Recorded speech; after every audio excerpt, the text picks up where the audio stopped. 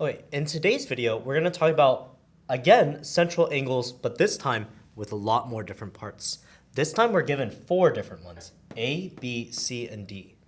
There's a couple of things that we need to point out. Some of them are a little more obvious to recognize, while others are a little bit harder.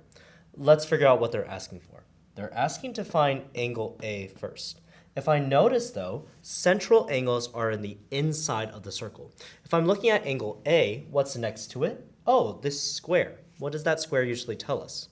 It tells us that the angle is 90 degrees. So we can immediately say that A is going to be 90 degrees. And so we're done with A. Let's figure out part B then. Part B is a little bit harder to see, and here's why. We need to see what we're given. Well, we now know that this is 90.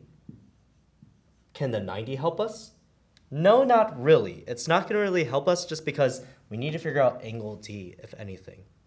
Is there anything else that we're given?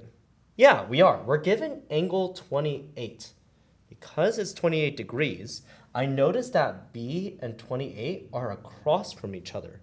We call this idea vertical angles.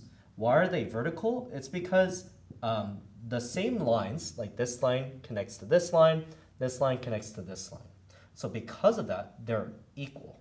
So I'm going to say that B is 28 degrees. Okay, so now that I have 28 degrees, I want to figure out angle C. How can I find out C using anything I'm given? Well, in this case, I'm looking at C and I'm like, wait a minute. If I kind of visualize this, I can see that this 28, along with this part of C, makes the entire half of a circle. What do we say about half of a circle? A semicircle. Well, it adds up to 180 degrees. So, in order for me to find C, one thing I can do is I can just subtract by 28. This gives us the following. We get 152 degrees. And so that is C. We're left with D now, and D is going to be a little bit more tricky. I want to find out D. What am I given again? I'm given now 90.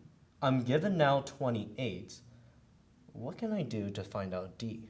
Again, I can recognize that D is made up of B and 90 to make 180. So just like before, I can subtract 90 minus 28.